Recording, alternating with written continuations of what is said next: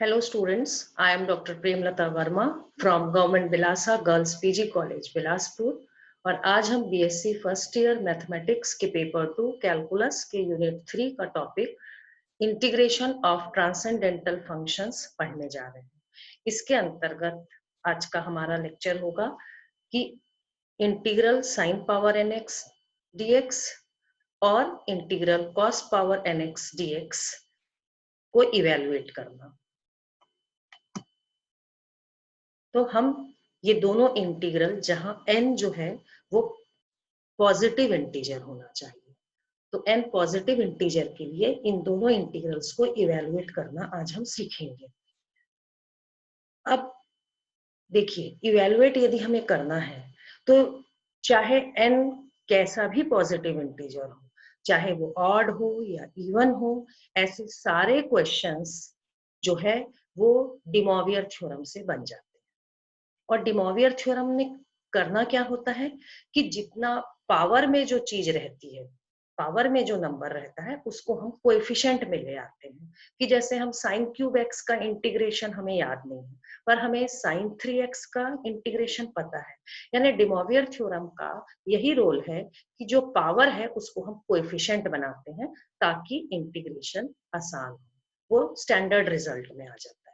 तो ये दिमाग में आप बैठा के रखिए कि ऐसे सारे क्वेश्चंस जिसमें n पॉजिटिव इंटीजर है वो सब के सब डे मोवियर थ्योरम से बन जाते हैं। यानी मैंने जो लिस्ट यहाँ पे जितने क्वेश्चंस की लिखी है ये सब डे मोवियर थ्योरम से बन जाता है। आपको कोई विधि नहीं आती है, डे मोवियर थ्योरम आता है, आपसे क्वेश्चन बन जाएगा। लेकिन डे मोवियर थ्योरम की विधि थोड़ी लंबी होती है, लेंदी होती है, और डे मोवियर थ्योरम से भी इजियर मेथड हमारे पास उपलब्ध होते हैं कुछ एक केसेस में। तो हम पहले कोशिश करते हैं कि हम डे मोवियर थ्योरम से क्वेश्चन ना बनाना पड़े, इस खोज में पहले रहते हैं। और जब किसी और मेथड से बन जाता है तो फिर हम उस मेथड से, जो इजियर मेथड होता है, उससे बनाते हैं। और जब किसी से नहीं बनता है तो डे मोवियर थ्योरम तो है ही हमारे पास। इसी तरह से आपने रिडक्शन फॉर्मूला भी चैप्टर पढ़ा था, ये दोनों के लिए हमने रिडक्शन फॉर्मूले निकाले थे। तो रिडक्शन फॉर्मूले का बारंबार भी उपयोग करके हम इन इंटीग्रल्स को इवेलुएट कर सकते हैं। पर चूंकि हम रिडक्शन फॉर्मूला का चैप्टर यहाँ नहीं पढ़ रहे हैं, तो हम रिडक्शन फॉर्मूला निकालकर फिर इनको इवेलुएट करना नहीं सीख रहे हैं। इस चैप्टर में हम डायरेक्ट इवेल्युएशन सीख रहे हैं। तो स्टूडेंट्स देखिए, तो डे मोवियर थ्योरम का उपयोग ना करके हम इजियर मेथड किन किन परिस्थितियों में सवाल को बना सकते हैं। इसके लिए देखिए, पहला केस है कि यदि n ऑड पॉजिटिव इंटीजर है तो ये डे मोवियर से भी ज्यादा आसानी से बन जाएगा सब्स्टिट्यूशन मेथड से। और सेकंड केस है कि यदि n इवन इंटीजर है, तो इवन इंटीजर में यदि इवन इंटीजर जो है वो छोटा है, जैसे कि 2 है या 4 है, अधिक से अधिक 3 है, तो यदि इवन इंटीजर छोटा है तो हम ट्रिग्नोमेट्रिकल फॉर्मूले का उपयोग करते हैं।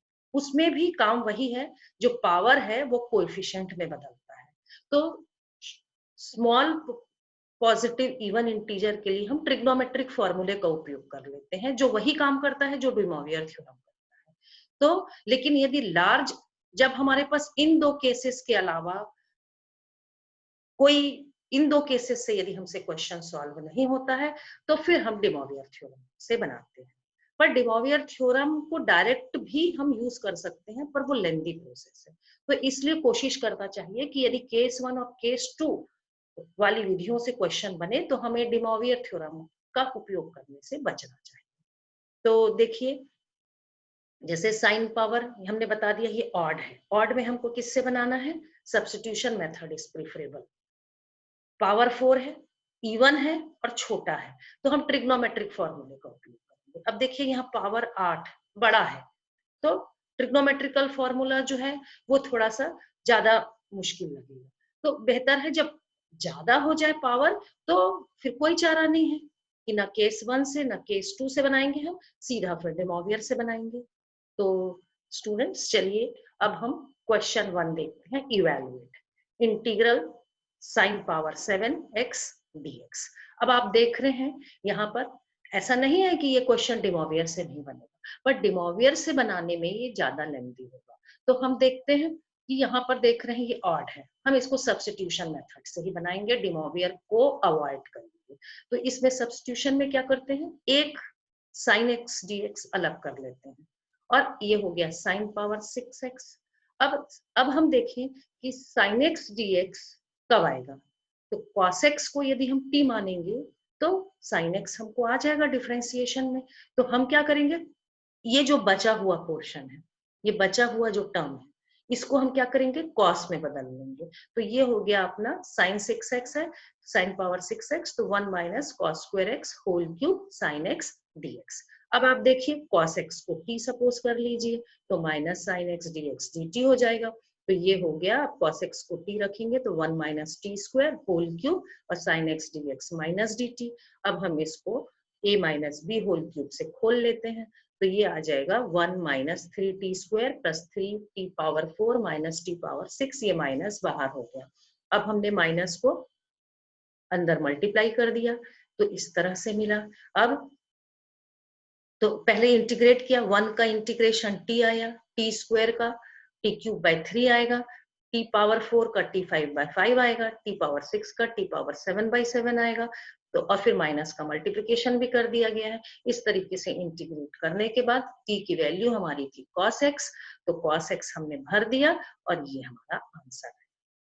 तो स्टूडेंट्स, इस क्वेश्चन को आप लोग डिमोवियर से बनाकर देखिएगा, इतना आसानी से जो ये क्वेश्चन बना ये नहीं बन पाता। तो हमने डिमोवियर विधि को अवॉइड किया यहाँ पे, क्योंकि हमारे पास सरल विधि थी।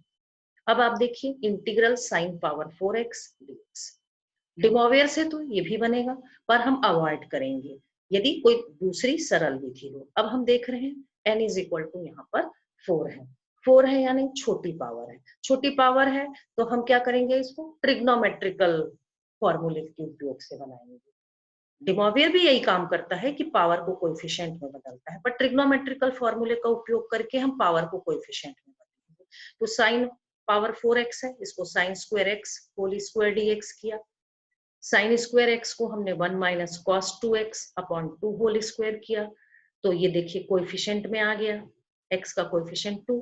अब इसको होल स्क्वायर है, ये 1/4 हमने इंटीग्रल साइन के बाहर लिया। अब a minus b whole square से हमने खोला, तो ये तो इनका इंटीग्रेशन हमें पता है, पर कॉस स्क्वायर 2x फिर से पावर में आ गया है, तो हमें क्या करना चाहिए, इस पावर को फिर से कोएफिशिएंट में बदलना है। तो उसके लिए फिर ट्रिग्नोमेट्रिकल फॉर्मूला उपयोग में आएगा, cos स्क्वायर 2x को हम 1 प्लस cos 4x अपॉन 2 लिख लेंगे। तो अब आप देखिए इस पूरी लाइन में पावर की चीजें खत्म हो चुकी है और जो भी है ट्रिग्नोमेट्रिकल फंक्शंस में वो x के कोएफिशिएंट के रूप में है। तो इस तरीके से ये 1/4 1 dx माइनस 1/2 cos 2x 1/4 का अंदर मल्टीप्लिकेशन किया गया है, 1/4 ये 1 plus cos 4x upon 2 dx, integrate करेंगे तो 1 dx ये x आया, cos 2x का इंटीग्रेशन sin 2x/2 आया। यहाँ पर फिर से देखिए ये 1/8 मल्टीप्लाई अंदर करेंगे तो ये हो जाएगा 1 dx, यानी इसका इंटीग्रेशन x आएगा, और ये जो है cos 4x इसका इंटीग्रेशन sin 4x/4 आया।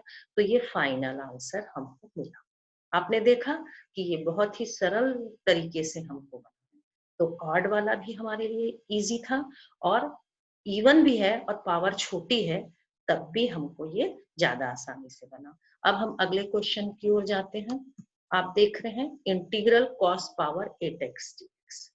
अब ये पावर बड़ी हो गई है, तो अब ना तो अब ऑड भी नहीं है ये कि हम सब्स्टिट्यूशन से बनाएं, और इवन नंबर में छोटा भी नहीं है कि हम ट्रिग्नोमेट्रिक फॉर्मूले का उपयोग करें। आप इसको ट्रिग्नोमेट्रिक से भी बनाकर देख सकते हैं, पर हमारी सलाह यही है कि ट्रिग्नोमेट्रिक छोड़कर इसको अब कोई चारा नहीं तो हम डिमोवियर से बनाएं। तो अब देखिए डिमोवियर से बनाते समय क्या करना है। सॉल्यूशन शुरुआत, अभी हम इंटीग्रल का साइन कुछ भी नहीं लगाएंगे, हम सारा काम इस इंटीग्रेंड पे करेंगे, और जब इस इंटीग्रेंड का काम हमारा पूरा हो जाएगा यहाँ तक का, उसके बाद यानी पूरा कैलकुलेशन केवल इंटीग्रेंट के लिए करेंगे, और जब सारे पावर्स कोएफिशिएंट में बदल जाएंगे उसके बाद हम इंटीग्रेट करेंगे। तो पूरा काम जो है वो डे मॉरियर की विधि से हम कैसे करेंगे देखिए। तो शुरुआत में ऐसे डे मॉरियर की कोई भी क्वेश्चन बनाए, ये शुरुआत के ही 8 इक्वेशंस हर क्वेश्चन में लिखें, तो आपको डे मॉरियर की प्रैक्टिस हो जाएगी। ये 8 इक्वेशंस को हर क्वेश्चन में लिखें यदि डे मॉरियर थ्योरम से बनाते हैं तो। अब शुरुआत कैसे करेंगे? Let z is equal to cos x plus i sin x। वास्तव में डे मॉरियर थ्योरम है क्या? डे मॉरियर थ्योरम कहता है cos x plus i sin x whole power n is equal to cos nx plus i sin x। ये de Moivre theorem है। तो मान लेते हैं z is equal to cos x plus I sine x, तो z inverse करेंगे तो इसके दोनों ओर -1 करेंगे, डे मॉरियर थ्योरम लगाएंगे तो ये cos x minus I sine x मिलेगा।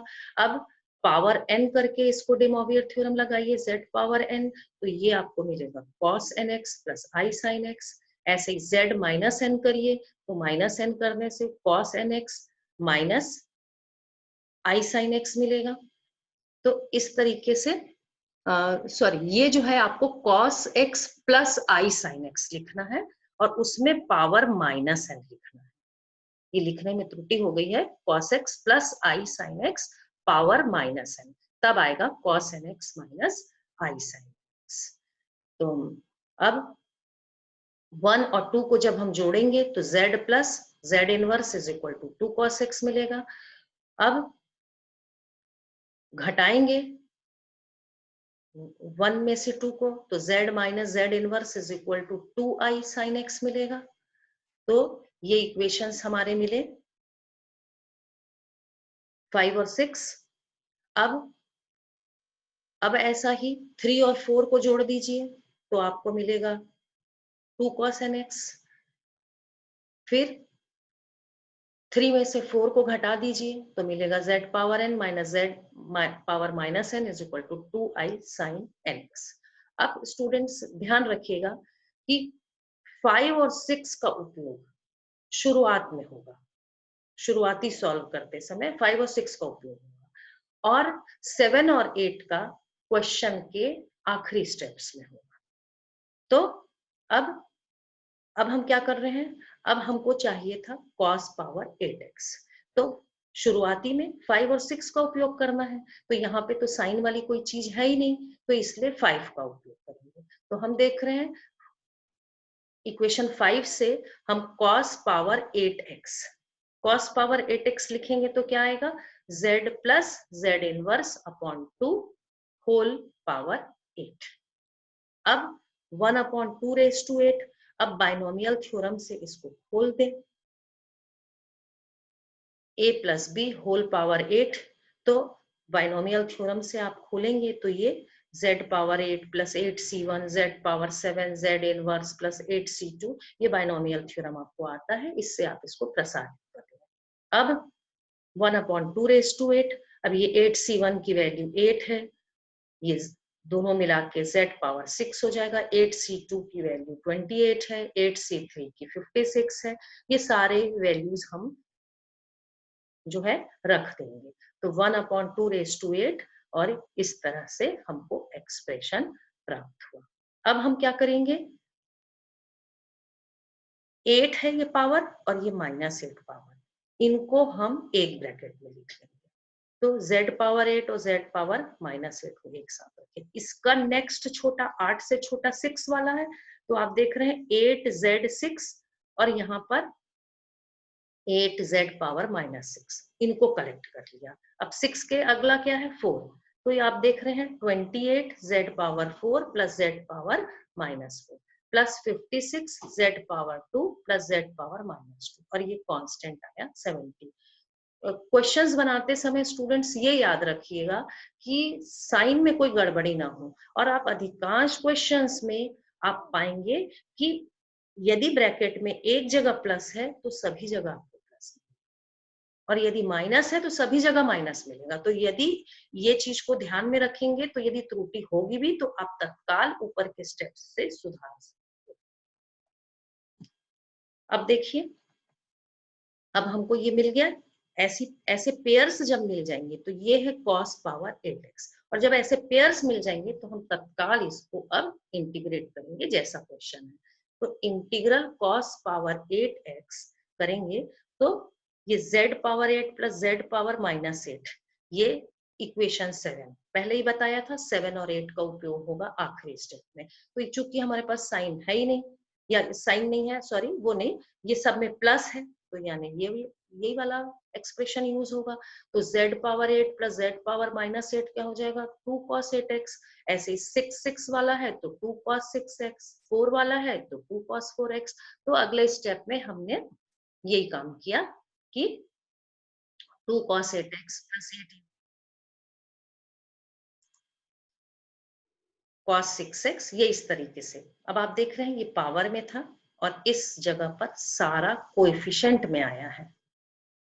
तो और ये स्टैंडर्ड फॉर्मूला है इन सब का इंटीग्रेशन। तो अब ये 2 सब में से हमने कॉमन निकाला है, तो ये हो गया 2⁻7।